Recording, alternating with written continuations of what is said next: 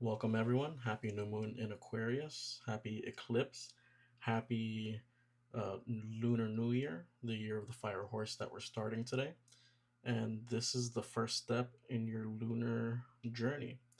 So, this is for those of you that have ordered the the Divine DNA Moon Journal, and this kickstarts off the journal with this new moon in Aquarius.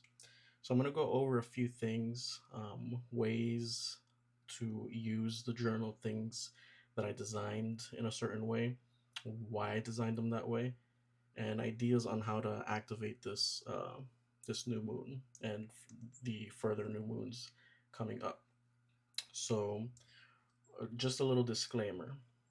It's said that during eclipses, it's not great to do, spell work or things of that nature.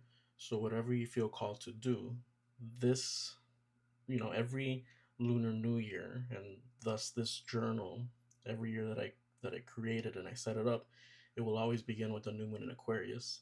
It happens to be that this time it's the first time in 18 years that coincides with an eclipse. So just something for you to take note of, for you to research, whatever you feel called to do.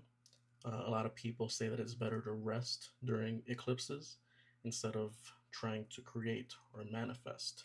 So this will act more so for those of you that do want to either soft activate or aren't uh, keen to those quote unquote rules or perspective. And at the same time, it acts for you to see how this journal is set up, and then also how the next new moon will how you can use this journal for instance for the new moon in Pisces. So first of all, the page that starts off the Aquarius pages or the Aquarius section, I used a different font for each sign. The colors in itself, the visual DNA that I've been creating over the past year, for all the signs, the archetypes, the planets, etc. I want them to create a a visual energy and experience, entice the senses for you on your learning journey and your astrology application journey. So you'll see that each sign section has different colors, different fonts, different imagery, and it's all designed intentionally that way. So apart from create my own creative expression of liking to lay these sort of things out and tying my passions and love for creativity, self-expression, astrology, and spirituality, this can act as something that you can meditate on, whether you have the digital version or the physical version. Especially if you have the digital version, you can print that out and put that somewhere where you'll see it for that month, or your altar, whatever your spiritual practice is. Um, so as you see here, Aquarius is all about downloads. It's in a section of the sky. I'm forgetting the name of it off the top of my head, but it's pretty much the water section of the sky because it's right next to water constellations such as Pisces. And so the way that I look at Aquarius being the last air sign and the second to last sign of the zodiac is it's in a field of the sky that water is an energy, an element that just knows. It's very intuitive, especially next to Pisces. Pisces is very much a psychic energy that's connected to the cosmos. It just knows, it feels. And Aquarius being next to it, I see it as, it's known as the water bearer. So it's next to all of this water, and it has this water filled in its, forgetting the term for it, but for lack of a better term, in its jar. And then it's able to filter that through the mind, since Aquarius is an air sign, and air signs are all about the mind, intellect, information. And so it's pouring out that water and filtering it in a digestible way for us as human beings living on this 3D plane to understand intellectually. So that's why I have this lightning strike. Um, Pretty much this Aquarian woman um, having that connection, that download from beyond the cosmos. And the quote, which each section has a quote, and this one is: Under the electric sky of Aquarius, I open myself to higher vision and the liberated truth.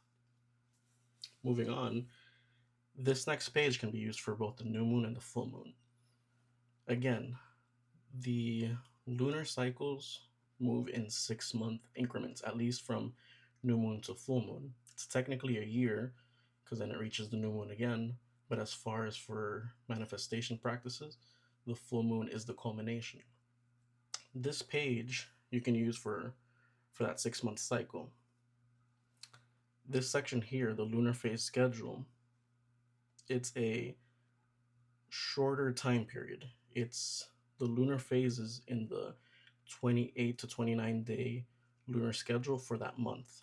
So it dips into Pisces, and each section you'll see that it dips into the next sign. So this is only for more short term, whether you want to call it spell work or whatever your spiritual practice is. That's a monthly cycle, but the journal is intended for the 6 month cycle, as you'll see on the next 2 pages. Just something that I want to go over.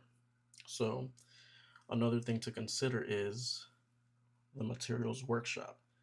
So for each new moon, or for each section and full moon, you'll see that there's all these materials down here that correspond with that sign. For instance, Aquarius is crystal. One of it is amethyst. There's many crystals. These are just a few suggestions and ideas. So for instance, I have amethyst right here. And another one you can possibly use is lapis lazuli. Or what I want to drive home, what's very important, whatever calls to you as a correspondence to Aquarius and to that energy and that archetype and everything it embodies. And these are just suggestions. Doesn't mean that you have to go and buy each and every one of these. This was meant, as the description points out, whatever calls to you. You can use them in unison. You can use them separately throughout the month or throughout the 6 month period, however you'd like.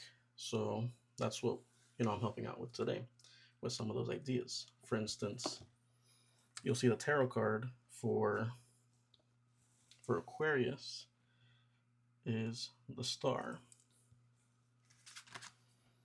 So whatever tarot cards you might have,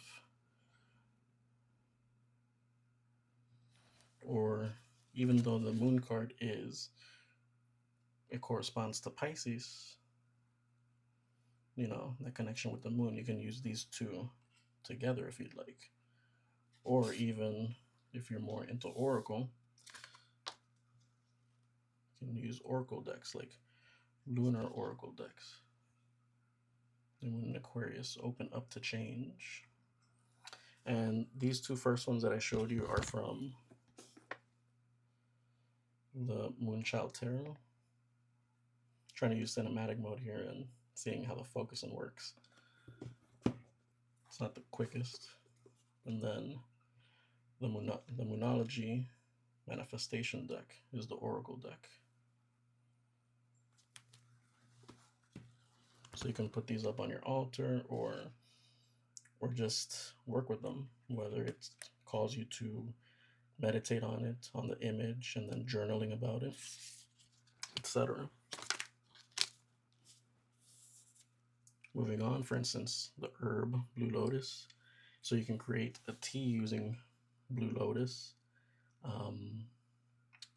You can create a meditation or do a meditation under the new moon using amethyst. You can light up oil or incense of frankincense. If you have aluminum, you can work with the body part that corresponds to Aquarius, the ankles and calves. It's the element of air.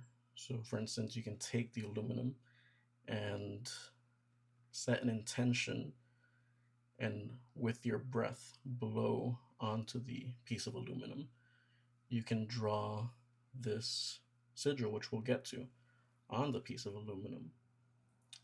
So I just want you to see that you can use all of these in very creative ways. The more creative, or not the more creative, the better, but if it calls to you, you can be very creative with it. Again, it's always what calls to you. So then over here, we have a sigil that I created for each section, and this one's called the rocket ship. It's made up of the sigil of Aquarius, inverted, and I'll mention right now why, the sigil for Uranus, and the symbol for the alchemical symbol for air. So I intuitively put these together. For most of the sections, you'll see the element, the symbol for the planet, and for the sign. And then I put them together in a way that embodied a specific energy. So for instance, this one's called the rocket ship. It looks like it's a rocket pointing up into the cosmos, firing into space. And Aquarius, the symbol for it, is inverted because the planet Uranus is actually inverted. It's the only planet in the solar system that's off axis to its side, which is very Aquarian in itself. It's very different. It's the oddball.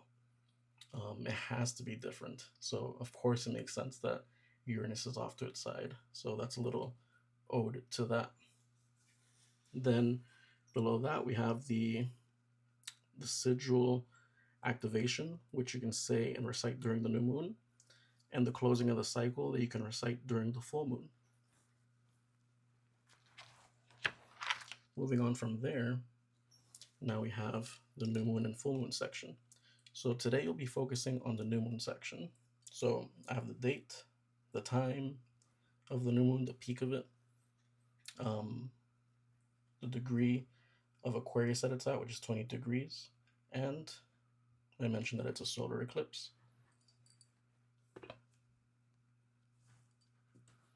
This is the QR code that you can scan that pretty much takes you to this page that you're on that has more information about the aspects and this video that you're watching now, actually. So then there's a description of the new moon in Aquarius. So read that on your own time. And then an intention example, because that's what the next section is. This is a journal. These pages are to be used for reflection and to write down these intentions. So again, the whole purpose of this journal is to seed something, your intentions for that new moon of that sign. So Aquarius having a lot to do with community, with friendship groups, with organizations, and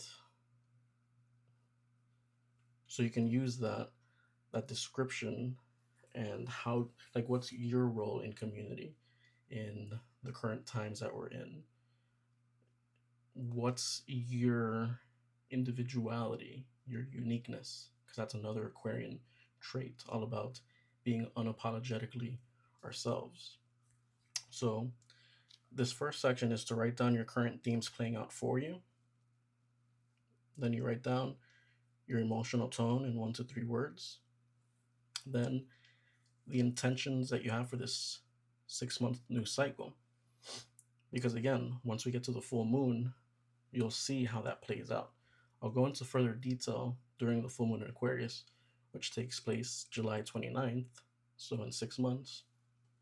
But for now, write those intentions, feel into them, meditate on it.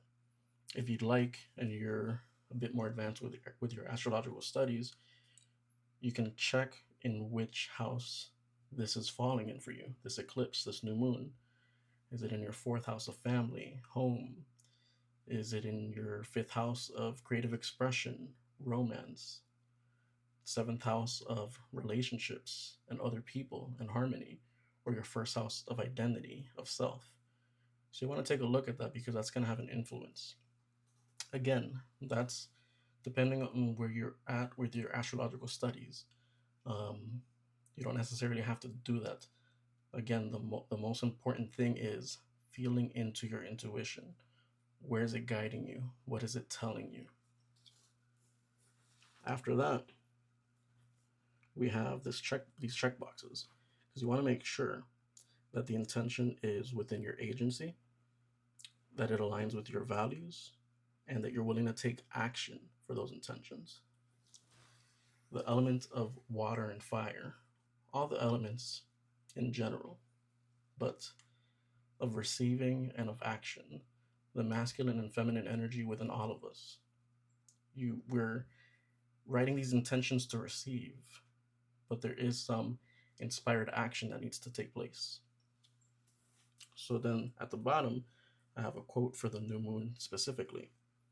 I welcome new vision and future possibilities aligned with my higher path. So after that, when you get to the full moon, we're going to see how that has manifested. But I don't want you to focus on those yet. We'll get to that when that time comes. But for now, if you have any questions, feel free to reach me directly through Instagram, through direct message, or if you know me, you know where to find me. Happy new moon, happy eclipse, well, eclipse season, and happy Lunar New Year, year of the fire horse, during a universal year one.